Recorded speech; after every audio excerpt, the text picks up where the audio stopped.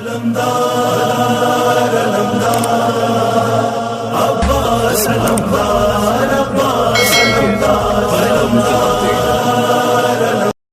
اسلامی کے اسٹیکر پہ یہ جملہ پڑا تھا، نیچے جماعت اسلامی لکھا ہوا تھا، کیا؟ ایک، نماز پڑھو قبل اس کے کہ تمہاری نماز پڑھی جائے۔ نمبر 2، کام سے کہو کہ میں نے نماز پڑھنی ہے، نماز سے نہ کہو کہ میں نے کام کرنا۔ کیا خوبصورت جملہ ہے، چاہے کوئی روایت نہ ہو لیکن مناسب جملہ ہے۔ دسیوں مومنین کرام نمازی ہیں، پرہیزگار ہیں، مگر قبلہ کام اتنا ہے کہ کیا کروں، نہیں پہنچ پاتا ہوں۔ 10 بجے نماز، بریانی کی دیگ خالی ہونے کے بعد، نہیں یہ کھانے کی بات نہیں کرو، بیچنے کی بات کرو۔ تو لہٰذا ٹھیک ہے، فریضہ تو ادا اس نے کر لیا، نہ پڑھنے سے پڑھ تو لیا لیکن نہیں پڑھا۔ یہ روایت کے الفاظ ہیں، نبی کا فرمان ہے، فرماتے ہیں جو انسان کام کی وجہ سے نماز کو اہمیت نہ دیتے ہوئے سب سے آخر میں پڑھے، ہماری نگاہ میں سمجھ لو اس نے نماز نہیں پڑھی۔ قرضہ دینے والا رولا کے دے تو کیا کہتے ہیں؟ یار تم نے دیا ہی نہیں، میرے پیسے ضائع کر دیے۔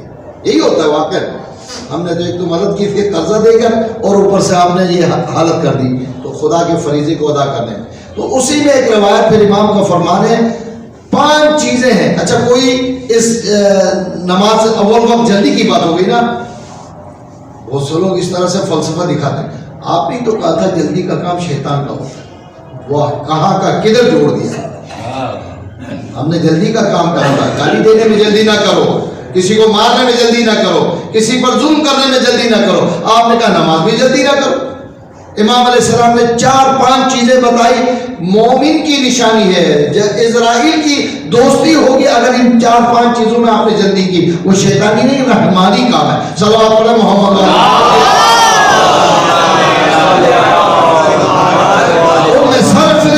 مومن نماز پڑھنے میں کبھی تاخیر نہیں کرتا۔ اول وقت مجتہدین عرفاء کی 10 باقاعدہ ذخیر کتابوں میں جلدیں موجود ہیں جس میں انہوں نے اسی بات کی تفصیل بیان کی ہے کہ جو مومن اول وقت کے عادت بنائے کبھی دنیا اور آخرت میں کوئی پریشانی نہیں ہوتی، یقیناً وہ سیدھا جنت جائے گا۔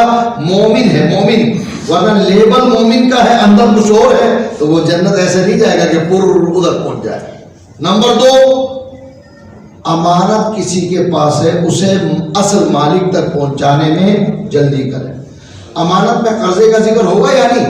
ضرور ہوگا، لیکن امام نے اہمیت کی بنا پر تیسرے نمبر پر قرضے کا نام لیا۔ قرضہ کسی کا لیا ہے تو قرضہ ادا کرنے میں مومن جلدی کرتا ہے، یہ شیطانی کام نہیں ہے، یہ رحمانی کام ہے۔ اور آخری بات میں آپ سے اجازت دوں، نہیں ایک بات اور ہے، بچی بالغ ہو جائے، بچہ بالغ ہو جائے، شادی کرنے میں مومن تاخیر نہیں کرتا۔ یہی بات چل رہی تھی، جناب ام المؤمنین کے رشتے کی وجہ سے بات عرض کر رہا تھا، ارے 28 سال ہو گئے ہیں، ابھی تو بچی ہے، پڑھ رہی ہے، پڑھے گی تو پھر نبی علیہ السلام کا فرمان، پکے ہوئے پھل کو درخت پر کچھ دیر اور رکھو گے سڑ کر گرے گا، یہی علاج ہے، اس کے علاوہ اور کچھ نہیں۔ دوسرا اور آخری، ہمارے ہاں یہ بھی قباحتیں موجود ہیں، فلاں کی وجہ سے فلاں کی وجہ سے جنازے کو بہت دیر تک رکھنا، انتقال ہونے کے بعد اسے دفن کرنے میں دیر نہیں کرتا۔ نماز، امانت، قرضہ، شادی، میت کو دفن کرنا، یہ 5 چیزیں ہیں جو اسرائیل سے دوستی کا وسیلہ بن جاتی ہیں۔ پروردگار ہمیں شرعی احکامات پر عمل کرنے کی توفیق عطا فرمائے۔ درود پڑھیں محمد والا۔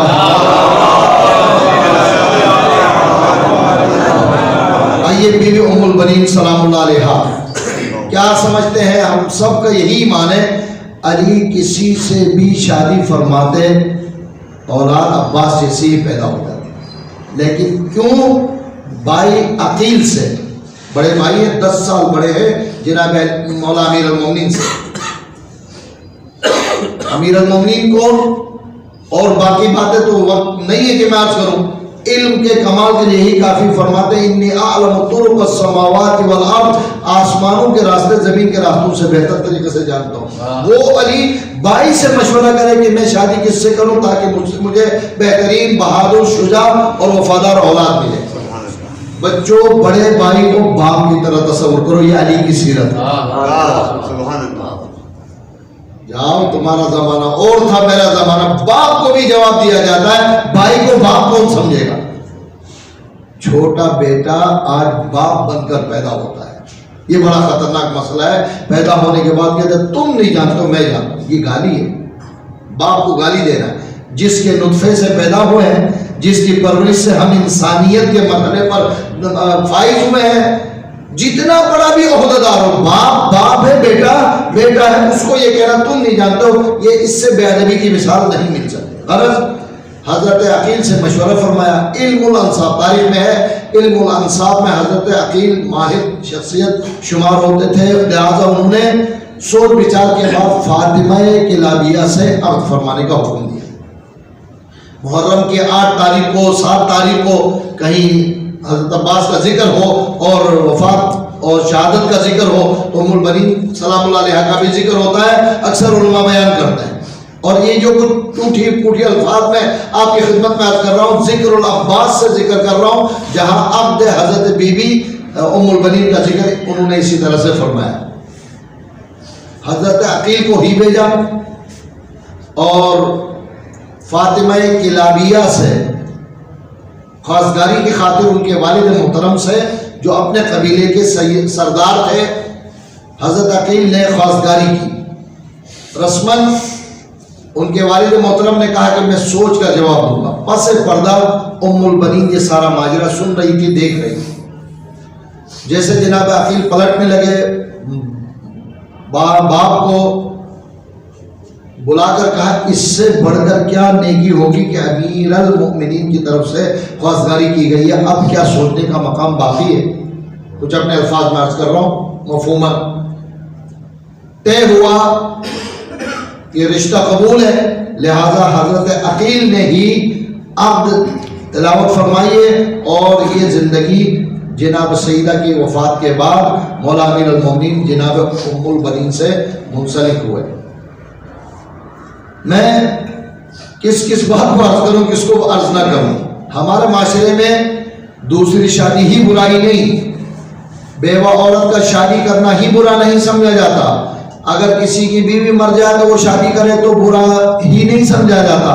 یہ بھی بہت بڑی قباحت ہے کسی کے گھر میں سوتن آئے اور دوسری بیوی آئے، اولاد پہلے سے موجود ہو، سوتیلی اولاد، یا پہلے سے بیوی ہو کسی اور کی اولاد اس سے مل جائے. یہ دونوں باتیں، ارے کیوں جھگڑا ہو رہا ہے؟